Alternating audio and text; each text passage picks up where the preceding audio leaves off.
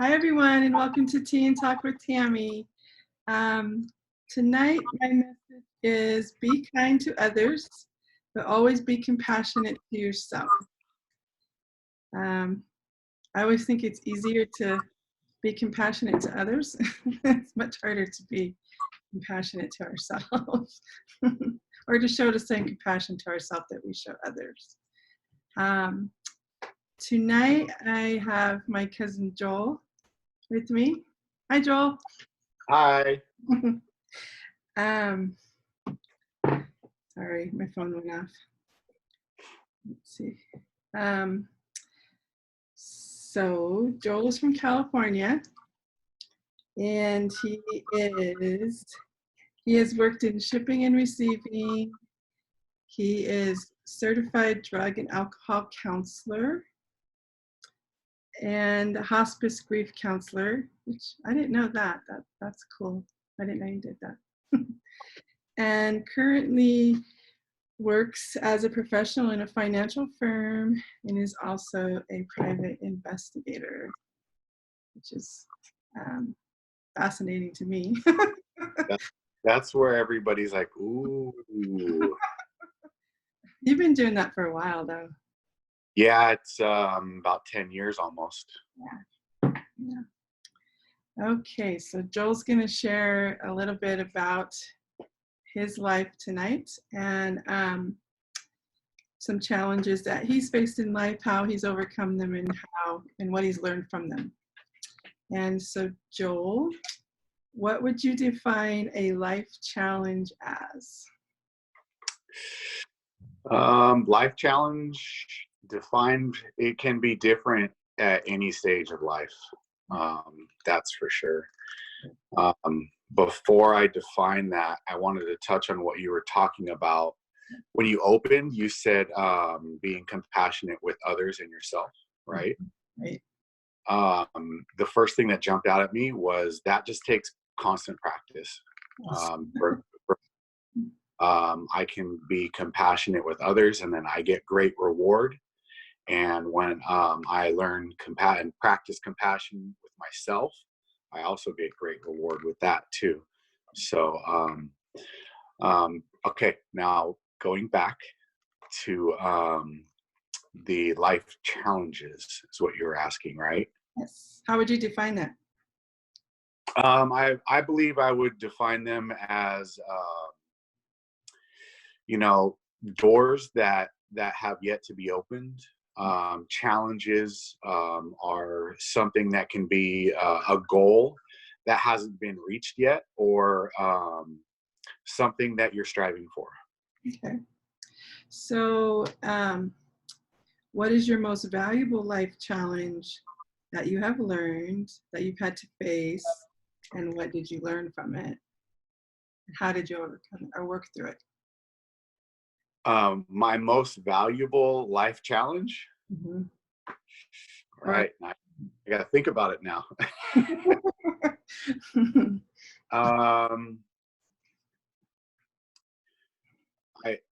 I believe that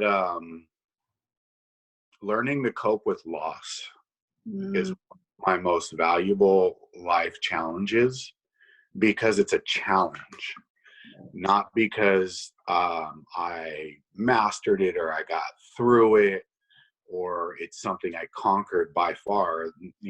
I've had challenges with that on many levels. And that one hits home for me because I have a tremendous amount of loss within my life, with losing loved ones, friends, family, and even to animals, to relationships. Loss comes in a lot of different forms, not just someone passing away in your life. Right. And so the challenge for that is extreme.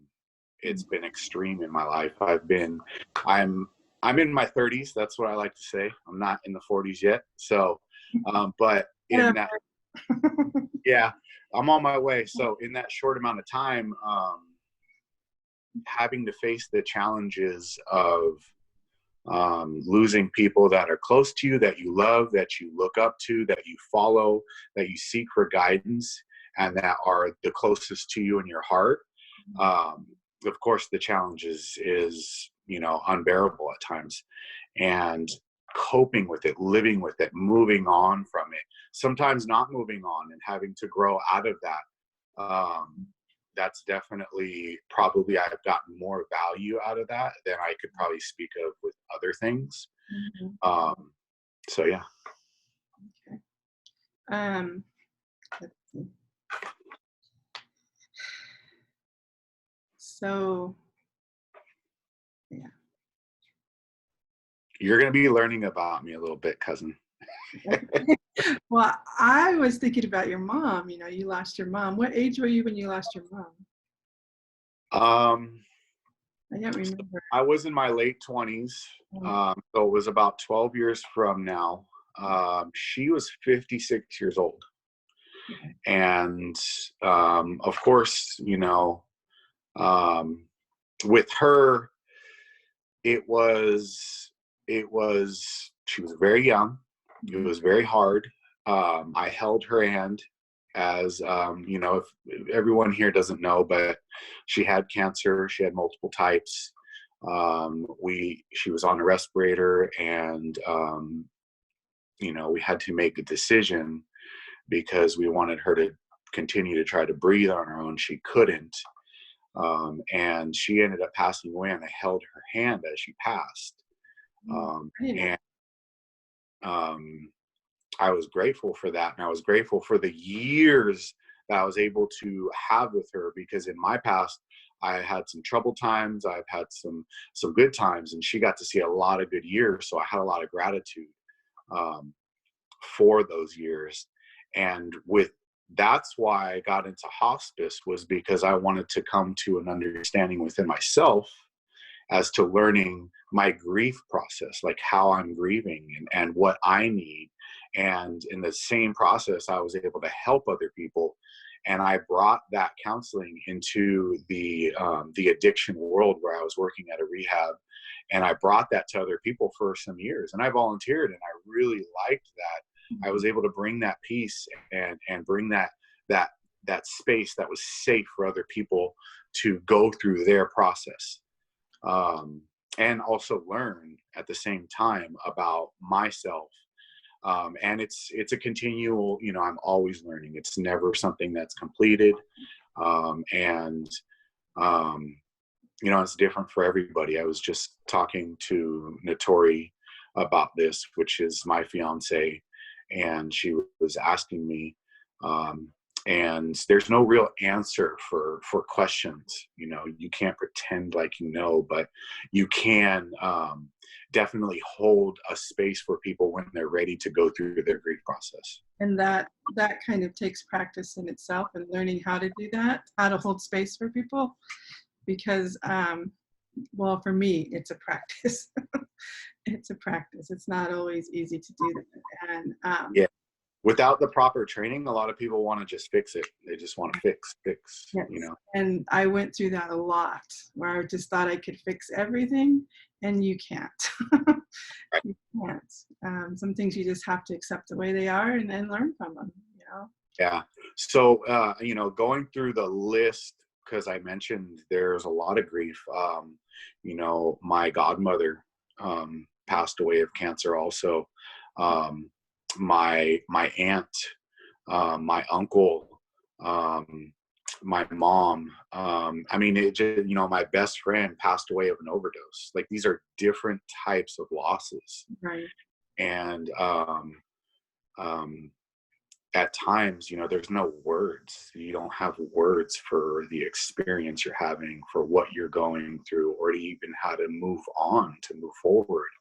And everyone goes through, whether it's one or a bunch of different losses in their lives. But it's important that we understand that, we got to be here for each other, right. Whether we're family or friends. And so, yeah, that was a very big, challenging, very valuable in a lot of ways, because I was able to move forward and not hold myself back. I've seen grief hold myself back. I've seen grief hold other people back. It stops their lives. They don't get to grow. And it's something that I've work on. So And I think that sometimes, well, there has to be a grieving period where you can actually grieve, but then you have to kind of move through it and not sit in it. Because I've done that myself, is grieving and just kind of sit there for a long time and wallow in my own grief, I guess. But that's not healthy. It's not healthy at all. well, it's someone's personal process. In extended amount of time, it can be unhealthy, of course. Mhm. Mhm. So I kind of think you already did this, but what advice would you share with someone who's facing the same challenges you have been through and learned from? The advice can be a lot of different things. You're not alone. Yeah. Uh, if you reach out for help, just keep reaching out till you get help. Your own understanding of your own situation, your own loss is going to be different. No one's going to have the same understanding. So it's kind of like a self-seeking type of process that you're going through. You have to have your own understanding, and most of the time, there's no real understanding. Right. There's no real, this is why they're gone. It just isn't something that is black and white. So that's why I think it's important that people they feel that it's just getting to a place where they can be okay with themselves with what they're going through, you know. Um, so if somebody needed a grief counselor, how would they be able to get in touch with somebody like that does that?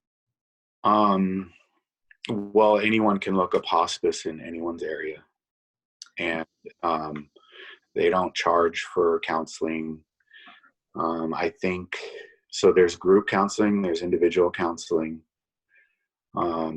You can call them, and I think as long as the person that you are grieving passed away in the last 1 or 2 years, I'm not quite sure. I don't remember, because I haven't provided grief counseling for years. I've been out of the counseling world for years, and I've been in the investigations world. So, but if you call call hospice hotline, and it's very easy.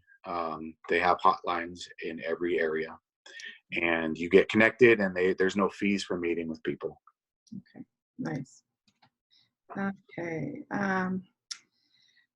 So what would you like your legacy to be, or how would you want to be remembered out in the world?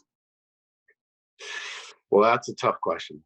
You're only in your 30s, right? I've done a lot of things, and I became the man I am, and I have a lot of accomplishments, and I feel that I have a lot more to accomplish in my life. So my legacy, how I feel I want it to be is I think just the best person I can be.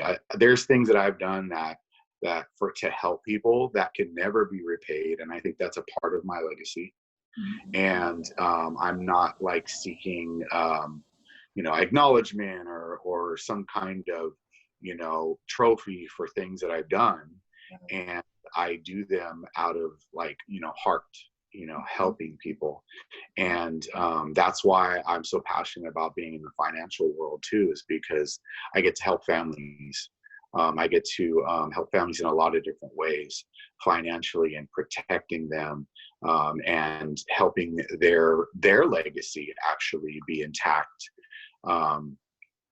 And so how I want my legacy to be remembered is in my relationships with people, and how they experienced me. I'm a very, very traveled person. I'm a very social person. And I'm a very social person. I have a lot of friendships, relationships, acquaintances. And so my legacy, I feel that I can improve on where my legacy is now. I feel I have a very long way to go, and I feel that I can actually get some clarity and have a vision that is precise and have a goal to where I'm going in my life.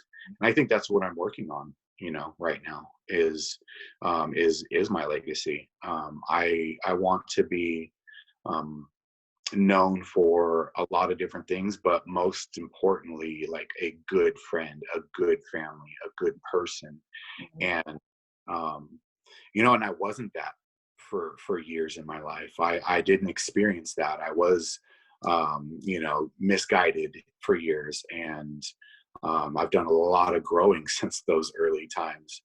And so that question, it has a to be continued on it. It really does. I want more than what I'm now for my legacy. I work really hard for who I am and who I'm becoming. Nice. Nice. I agree with that. So is there anything else you would like to share? Like what you're doing in the finance world? Would you like to talk about that a little bit? Or Yeah. I Right now I'm doing a lot of self-education. I am learning from some great leaders in the financial firm that I'm working at. They are by far very successful. And for me, I've been about almost 2 years, I've been in finances. And I've learned, as I already knew, people sometimes are hard to work with. Okay. And people are hard to want to change and want to get help, and they don't know how sometimes. And that's the business that I'm in, is helping people. So what I'm doing is a lot of inside work myself, a lot of education myself, a lot of practicing my craft, and a lot of teaching other people. And I love the accomplishments I've done so far with this. I've been able to have a lot of clients in a lot of different business, and I have a long ways to go. And I feel that my goals are in front of me, and that's the direction I'm moving. But I love the self-education part so far, because I know that that's where I'm going to make the most impact for helping people, is by becoming a better person to where I can educate people. So what I'm doing is a lot so far. I mean, it's in my daily activities, even though it's my part-time job. I'm committed. I'm committed to being a professional. I have multiple licenses. And, for instance, I'm finding more and more as I'm talking with people, I'm just watching stock market crashes, etc. And people are, you know, okay with where they're at, and they see what they're losing. And that's where the education comes in, is there's different ways to protect yourself, to protect the money and the investments that you're making for your future. And there's different ways to be protected. So I love what I'm doing. I mean, I can't speak enough about it. It's hard to kind of wrap up in a 5-minute type of thing. But yeah, so there's a lot to it. Well, that's all the questions I have. Is there anything else you would like to share or add?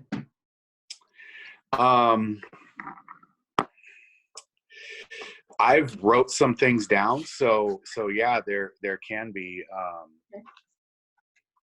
some of the things that we talked about. People definitely do need, for like grieving and just personal things, people do need professional help. That's very important, that's not lost. Not just that, because as a life coach, I've had people come to me with trauma, and that is not something that I am in the field that I am able to help them with that, because I've experienced trauma myself, and I've had PTSD, and I've had to have professional help for that. And there are just some things that life coaches are not meant to help people with. And so you kind of have to direct them in the right place. And it's always, one thing I've had to learn in my life is that it's always okay to ask for help when you need it. Definitely. And it's very true. I have schooling in denial management, in anger management, in addictions, like the grief. Obviously, we've talked about it, and PTSD, all kinds of different schooling that I've gone through. And if you're not qualified to help somebody, you shouldn't try. Right. It's very important. So that's why I wanted to make sure to bring that up, because there's a lot of mental health out there that needs to be addressed, and it needs to be addressed by a professional with professional help. So that's a separate piece, and I really think there's a balance when it comes to people.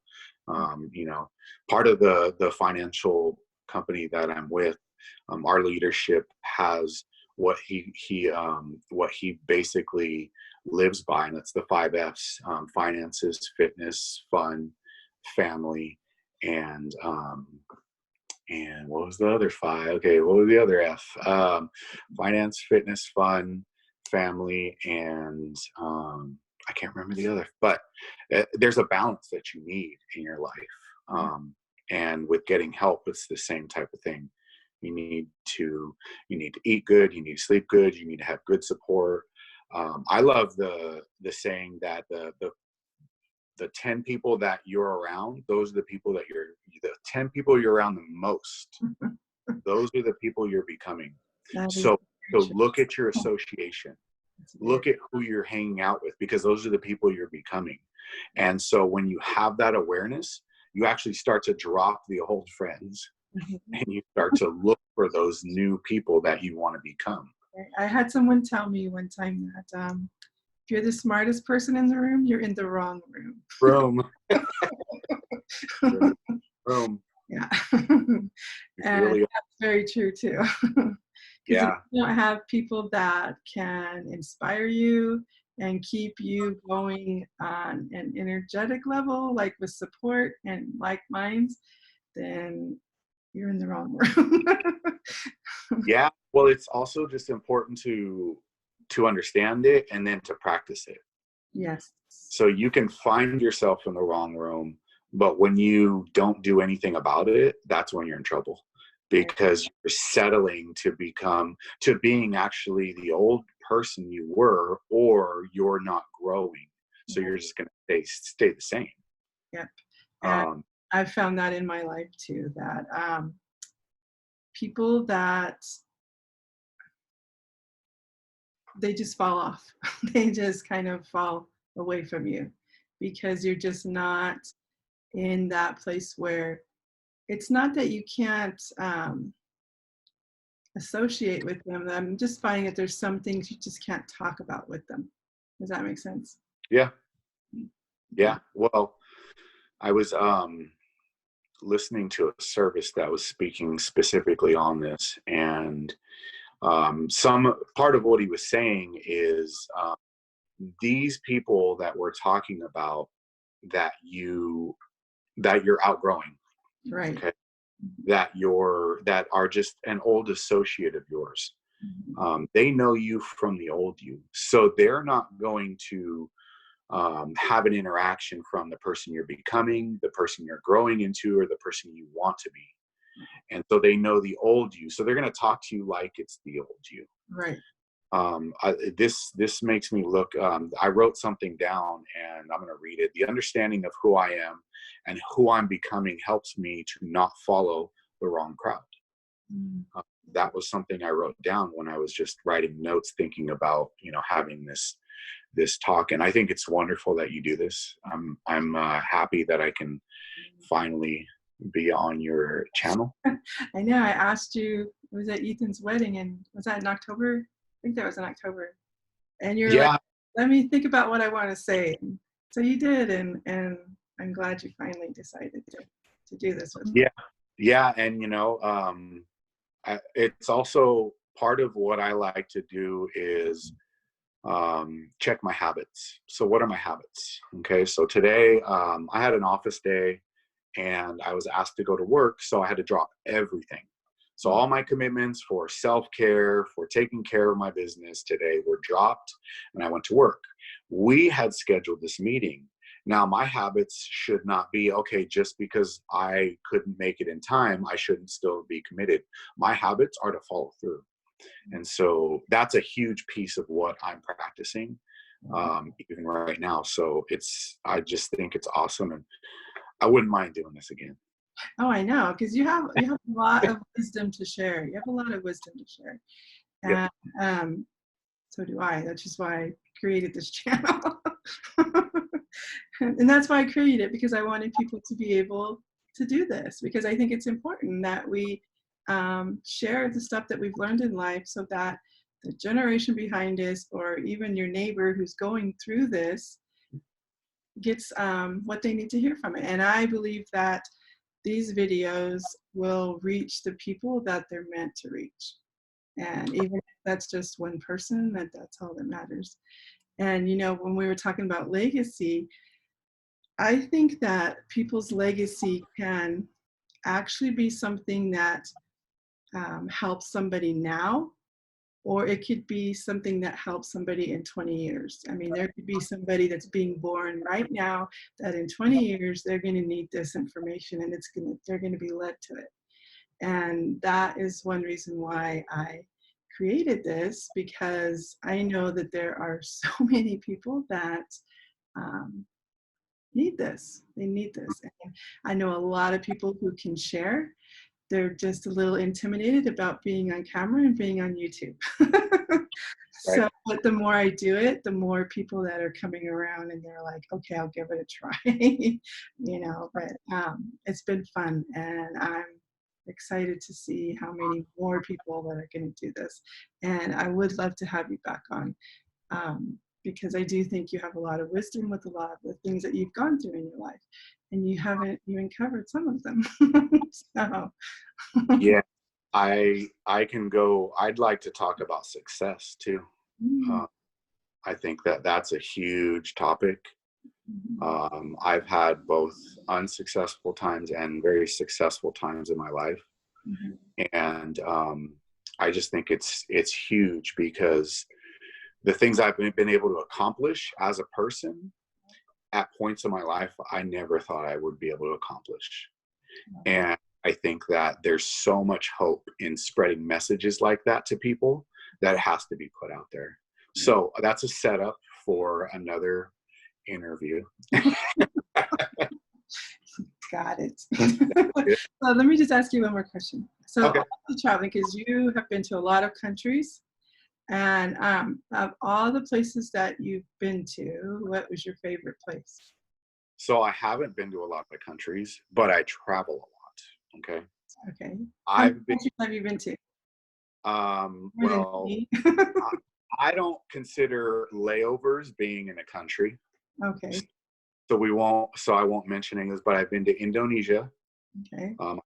I've been to Bali, and I've also just went to South Africa just last year, a couple months ago. So besides that, there's no other countries that I've been to. Wow, that's more than me. Okay, so it is. Been out of this country, except I went to St. Thomas in 2018, I think. But sorry. Yeah. So I mean, for me, for years I was really I love Hawaii, so I was just complacent, just going to Hawaii every year, multiple times. Right? And so Notori has had a great influence for travel, because she travels before I met her, and we wanted to continue that. We wanted to make sure that she does not stop traveling, and I jumped right on right on board with her, and get to experience a lot of different cool things. So that can be another topic for another time. Okay. Traveling. So one thing you left out of your bio, you mentioned Notori, who's your fiance, but you did not mention Cooper. Where's Cooper? Yeah, Cooper is, so he just got back from the horse ranch. He is a very active dog, French Bulldog. I have a French Bulldog. He's 3 years old, almost 3 years old. And anyone that has dogs understands how dogs are, but he is a special dog because he's a French Bulldog. And he's just, he's a bulldog at heart, and he's full of energy, and he's a really, really good dog. And he's not an alpha, so I have to watch out for him when he goes out. He's at risk for other dogs, so I kind of play, overprotective and make sure he doesn't get bitten, because he has before. His life's amazing. He lives lives that dogs just wish they could live, and he's got it made. He's got it made right now. He's probably wondering why I'm not with him and why I'm not keeping him warm. So yeah, he's doing amazing. Nice. Okay, well, thank you for doing this. It was fun, and I'm glad you did it, because you shared some very valuable information. All right, so we're going to challenge everyone that watches this channel. If you have not gotten an interview, or if you know somebody that is great as an interview, invite them.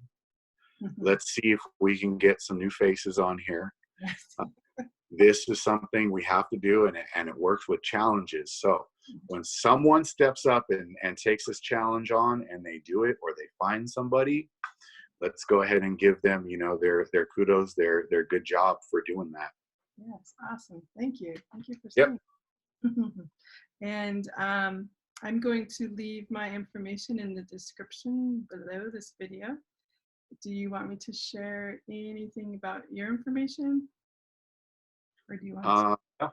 No, I don't need to share anything about my information. If anyone wants to ask a question, Okay. they can directly contact you, and then you can give them my information. Awesome. You just don't want me passing that out. At YouTube world, you never know which way it goes. No, it's very true, because so I've done probably 6 of these videos, I think, and of course I've done a lot of just my own videos, but there are people who comment on them and say things, and there are people that I don't even know who they are. I'm like, who is this? So, but just so you know, there are people besides my viewers who see this stuff. So be prepared for that. Okay, well, thank you for doing this, and I look forward to another time. All right. I'll talk to you later. Don't leave. All right, thank you, everybody. Till next time. Love you guys. Bye.